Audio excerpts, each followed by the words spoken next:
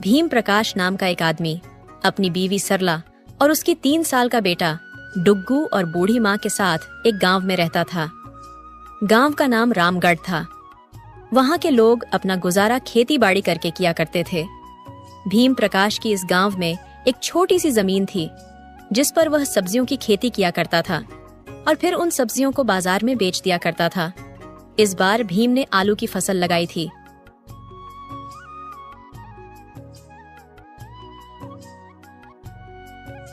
इस बार आलू की फसल की पैदावार काफी अच्छी हुई है। इस बार तो काफी अच्छा मुनाफा होगा। हाँ जी, इस बार तो आमदनी बहुत ही अच्छी होगी। बस हमें जल्दी से फसल की कटाई का काम भी कुछ दिन में शुरू कर देना चाहिए। इस बार जब पैसे आएंगे तो सबसे पहले हम अपनी छत की मरम्मत करवाएंगे। बारिश में बहुत परेशानी होती है। हमारे छत से पानी टपकता है और घर में सब सामान गीले हो जाते हैं। हाँ सरला, तुम ठीक कहती हो।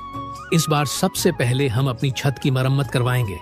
और हाँ, हमारा डुग्गू काफी दिनों से मुझसे बैडमिंटन की मांग कर रहा था। इस बार उसके लिए बैडमिंटन जरूर लेकर आऊंगा। हाँ भीम प्रकाश भाई, इस बार तो तुम्हारी सब्जियों की फसल काफी अच्छी आई है। लगता है इस बार तुमने बहुत मेहनत की है। शहर में मेरा एक जानकार है जो तुम्हारी इस फसल के लिए काफी अच्छी कीमत देगा। अगर तुम हाँ कहो तो मैं तुम्हारी उससे बात करवा सकता हूँ। हाँ लखन भैया, क्यों नहीं, आप मुझे उनका नंबर दे दीजिए। ठीक है, शाम को आता हूँ तुम्हारे घर। वह लोग हंसी खुशी से बातें कर ही रहे थे कि तभी अचानक तेज हवा चलने लगी। फिर जोर से बारिश होने लगी। सभी किसान अपनी फसल खेत में ही छोड़कर वहां से निकल जाते हैं। वह सोचते हैं कि थोड़ी ही देर में बारिश चली जाएगी तो दोबारा अपने काम में लग जाएंगे। ये बारिश तो बढ़ती ही जा रही है। अगर ऐसा ही चलता रहा तो हमारी सारी फसल नष्ट हो जाएगी। हे भगवान, बस यह बारिश जल्द ही खत्म हो जाए। तेज हवा चलने के बाद बरसे बादल किसानों पर आफत बनकर टूटे। गांव के सभी लोगों ने अपनी फसलें खेत में ही छोड़ रखी थी। उन्हें बस सुबह होने का इंतजार था।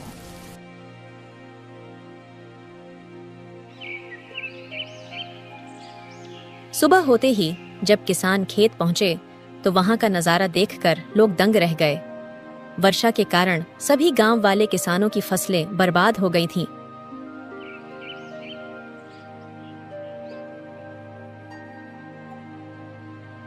हे भगवान, यह क्या हुआ? मेरी सारी फसल नष्ट हो गई। ये तो अनर्थ ही हो गया। इस बार तो सबसे ज्यादा उम्मीद थी। अब क्या होगा?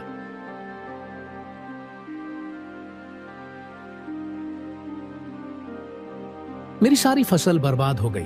अब हम क्या करेंगे? ये देखो, पूरे खेत में पानी भर गया है। सारी फसलें डूब गई। अब यहां कुछ नहीं बचा इस गीली जमीन के अलावा।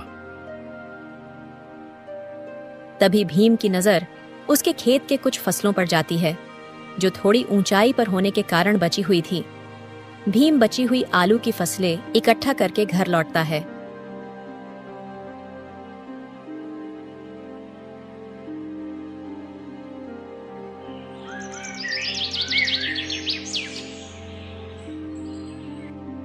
बची हुई फसल इकट्ठे करने के बाद बस एक टोकरी आलू ही निकल पाए। हमारी सारी फसल बर्बाद हो गई है। इतनी मेहनत से उगाई थी, पर इस बारिश ने सब खत्म कर दिया। बस कुछ ही आलू बचे हैं। उनसे तो एक हफ्ते का गुजारा भी मुश्किल है। अब हम क्या करेंगे? गांव के सभी किसानों का बहुत बुरा हाल है। इस बारिश ने किसानों को अंदर तक तोड़कर रख दिया है, और खासकर हम जैसे गरीब किसानों को, जिसके पास कमाई का बस एक यही जरिया है। जी, आप ज्यादा परेशान मत होइए, आप धैर्य रखिए। अगर आप ही धैर्य खो देंगे तो हमारा क्या होगा? हम कोई ना कोई हल निकाल ही लेंगे। तभी सरला को एक विचार आता है। हमारे पास जो आलू बचे हैं उनसे हम कुछ बना सकते हैं। क्यों ना हम इन्हीं आलू से समोसे बनाकर बाजार में बेचें? मुझे लगता है गांव वालों को बहुत पसंद आएंगे। थोड़ी बहुत तो आमदनी हो ही जाएगी। तुम्हारी बात सही है, लेकिन क्या इससे हमारी जरूरतें पूरी हो पाएंगी? बिल्कुल। इस समय तो बारिश का मौसम भी है और लोग गर्मा गर्म समोसे खाना पसंद करेंगे। हम एक कोशिश करके देखते हैं, शायद हमारी मेहनत रंग लाए। ठीक है, हम कल से ही समोसे बनाकर बेचने का काम शुरू करते हैं। तुम्हारे समोसे तो सच में बहुत स्वादिष्ट होते हैं। मुझे पूरा विश्वास है कि लोग इन्हें पसंद करेंगे। भीम ने अपनी पत्नी की बात मान ली। अगले दिन से ही दोनों बहुत मेहनत करते हैं और वह घर से ही समोसे बनाने का सारा सामान तैयार कर लेते हैं। भीम सामान को रेडी पर रखकर बाजार में पहुंच जाता है और समोसे बेचने लगता है। भीम के समोसे इतने खुशबूदार थे कि मात्र खुशबू से ही लोग उसके समोसे के पास खींचे चले आते हैं और समोसे खाने का लुत्फ उठाते हैं। तभी गांव का एक आदमी भीम के पास आता है। क्या बात है भैया, तुम समोसे बेचने लगे? अब खेती बाड़ी छोड़ दी है क्या? नहीं भैया, इस साल की बारिश में मेरी पूरी फसल बर्बाद हो गई। अब मेरे पास बस एक यही साधन है, बस किसी तरह इन समोसे को बेचकर घर का कुछ खर्चा निकल जाए। ऐसे ही कुछ दिन बीत जाते हैं। भीम प्रकाश के समोसे लोगों को काफी पसंद आते। भीम को व्यापार में जो घाटा हुआ था, समोसों को बेचकर उसने अपने थोड़े बहुत नुकसान की भरपाई तो कर ही ली थी। भीम प्रकाश का समोसे का काम ठीक ठाक चल रहा था। थोड़ी बहुत जो भी कमाई होती वह घर के खर्चे में लग जाती थी। भीम प्रकाश को समोसे के सामान के लिए पैसों की जरूरत थी। इसी सोच में भीम बहुत परेशान था। उसे परेशान देख उसके पास गांव का एक व्यक्ति आता है।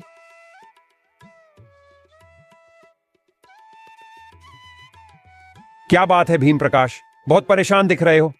क्या बताऊं चंदन भैया, बाढ़ की वजह से बहुत नुकसान हुआ। किसी तरह समोसे का काम शुरू किया तो अब समोसे के सामान के लिए पैसे नहीं है। समझ नहीं आ रहा पैसों का कैसे बंदोबस्त करूं। अरे भैया, मेरी सलाह मानो तो जो सेठ हरीलाल है ना, उससे पैसे उधार ले लो और जब तुम्हारा काम अच्छा चल जाए तो वापस कर देना। भीम प्रकाश चंदन की बातचीत से सहमत हो गया और वह सेठ हरीलाल के पास पहुंच जाता है।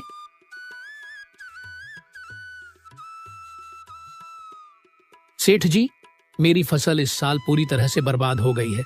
मेरे पास अब कोई रास्ता नहीं बचा है। क्या आप मुझे कुछ पैसे उधार दे सकते हैं? उधार तो मैं दे सकता हूँ, लेकिन तुम्हें इसके बदले कुछ गिरवी रखना होगा।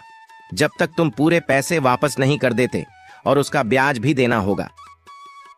सेठ जी, अभी मेरे पास गिरवी रखने के लिए कुछ भी नहीं है। मेरी सारी फसल नष्ट हो गई है। कृपया ब्याज पर ही पैसे दे दीजिए। तुम्हारे पास तुम्हारी जमीन तो है, तुम अपनी जमीन गिरवी रख सकते हो। सेठ जी, मेरी जमीन ही मेरा सब कुछ है, लेकिन अगर और कोई चारा नहीं है तो मैं अपनी जमीन गिरवी रखने के लिए तैयार हूँ। भीम ने सेठ से पैसे लेकर समोसे बनाने का सामान खरीदा और अपने व्यापार को फिर से शुरू किया।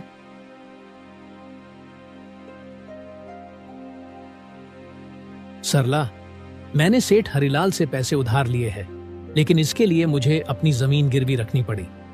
क्या तुमने जमीन गिरवी रख दी? तुम्हें पता है ना, सेठ कितना चालाक और लालची है। अगर हम 1 महीने में उसका ब्याज नहीं चुका पाए तो वो हमारी जमीन हड़प लेगा। मुझे पता है सरला, पर मेरे पास और कोई चारा नहीं था। हम बहुत मेहनत करेंगे और समय पर पैसे चुका देंगे, मैं वादा करता हूँ।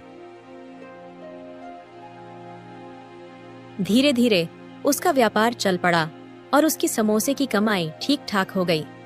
15 दिन के अंदर भीम ने इतने पैसे कमा लिए कि वह फिर से अपनी फसल बोने की स्थिति में आ गया। उसने खाद और बीज खरीदकर अपने खेतों में खेती शुरू की। भीम की मेहनत रंग लाई और कुछ महीनों में उसकी फसल बहुत अच्छी तरह से तैयार हो गई।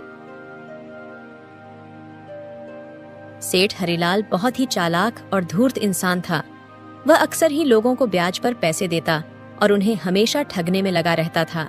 सेठ हरिलाल की नजर हमेशा से ही भीम प्रकाश की जमीन पर थी। वह किसी भी तरह भीम की जमीन पर कब्जा करना चाहता था। उसने एक रात अपने आदमियों को भेजकर रामू के खेतों में गायें छोड़ दी ताकि वे उसकी फसल को बर्बाद कर सकें। भीम जब रात में खेतों की देखभाल करने गया तो उसने देखा कि उसकी फसल बर्बाद हो रही है। अपने खेतों से गायों को हटाना शुरू किया। गाय भी की ज्यादा फसल बर्बाद नहीं कर पाई थी, क्योंकि समय रहते ही भी ने उन्हें वहां से हटा दिया था। गायों का शोर सुनकर सरला भी वहां तुरंत पहुंच जाती है और खेतों की ऐसी हालत देखकर वह कहती है, देखो, हमारी फसल बर्बाद हो गई। मुझे लगता है कि यह किसी दुश्मन का काम है। यह जरूर सेठ हरिलाल का ही काम होगा। तुम्हारी बात सही है, यह जरूर सेठ का काम है, लेकिन चिंता मत करो, मैं अब अपने खेतों में ही सोऊंगा जब तक हमारी फसल पूरी तरह से तैयार नहीं हो जाती। भीम ने तय किया कि अब वह खुद अपने खेतों में ही सोएगा ताकि वह अपनी फसल की रक्षा कर सके। अगले दिन सेठ हरिलाल को जैसे ही पता चलता है कि भीम की फसल को बर्बाद करने की उनकी यह तरकीब खराब हो गई है, तो वह नई तरकीब सोचता है। इस भीम को तो मैं मूर्ख समझ रहा था, लेकिन यह तो बहुत ही चालाक निकला। लगता है अब कोई दूसरा उपाय ही सोचना पड़ेगा। कुछ दिनों बाद एक रात सेठ हरिलाल अपने साथ मिलावटी दवाइयों की पोटली लेकर भीम के खेत में आया। वह उन जहरीली दवाइयों का छिड़काव करके भीम की फसल को बर्बाद करना चाहता था। जैसे ही हरिलाल उन जहरीली दवाइयों का फसलों पर छिड़काव करने जाता है, सरला उसे देख लेती है। सरला पहले से ही ताक में थी। उसको यह शंका थी कि जरूर हरिलाल दोबारा उनके फसलें बर्बाद करने आएगा, इसलिए वह पहले से ही हरिलाल पर नजर रखे हुए थी। यह सेठ हरिलाल सुधरने वाला नहीं है। ये फिर से आ गया। लगता है इसको सबक सिखाना ही पड़ेगा। अभी बताती हूँ इसको। सरला हरिलाल को पीछे से एक जोरदार डंडा मारती है।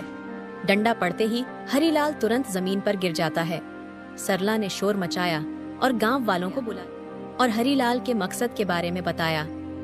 देखो गांव वालों, सेठ हरिलाल हमारी फसल को बर्बाद करने की कोशिश कर रहा था। ये हमारी फसलों में जहरीली दवाइयाँ मिलाने आया था, जिससे कि हमारी फसल खराब हो जाती और हम इस हरिलाल का ब्याज नहीं दे पाते, और ब्याज ना देने के कारण यह हमारी जमीन को जब्त कर लेता। गांव वालों ने देखा कि हरिलाल के हाथ में सच में एक जहरीली दवाई की पोटली थी, जिससे वह भीम प्रकाश के फसलों को बर्बाद करना चाहता था। हरिलाल, तुम्हारी हिम्मत कैसे हुई भीम की मेहनत की फसल को बर्बाद करने की? तुम्हें शर्म आनी चाहिए। हरिलाल, हमने तुम्हें हमेशा सम्मान दिया है, लेकिन तुमने हमारे भरोसे का गलत फायदा उठाया। हम सब जानते हैं कि भीम कितना मेहनती है। तुम जैसे लालची आदमी को गांव में रहने का हक नहीं है। मैं माफी चाहता हूं गांव वालों, मैंने लालच में आकर बहुत बड़ी गलती की। भीम प्रकाश, मुझे माफ कर दो, मैं थोड़ा लालच में आ गया था। मैं वादा करता हूं कि अब से मैं ऐसा कभी नहीं करूंगा। सेठ जी, आपकी माफी का हमें कोई भरोसा नहीं। हमें अपनी मेहनत और ईमानदारी पर भरोसा है। आपसे अब कभी उधार नहीं लेंगे और न ही आपकी किसी चालाकी का शिकार बनेंगे। अब गांव वालों के सामने हरिलाल सच्चाई आ गई। हरिलाल को गांव वालों के सामने बहुत शर्मिंदा होना पड़ा और वह सर झुकाए चुपचाप वहां से चला गया।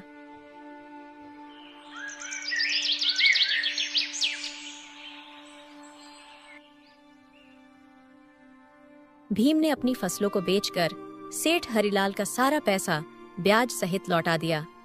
इस तरह भीम की मेहनत और सच्चाई ने उसे उसकी जमीन वापस दिलाई।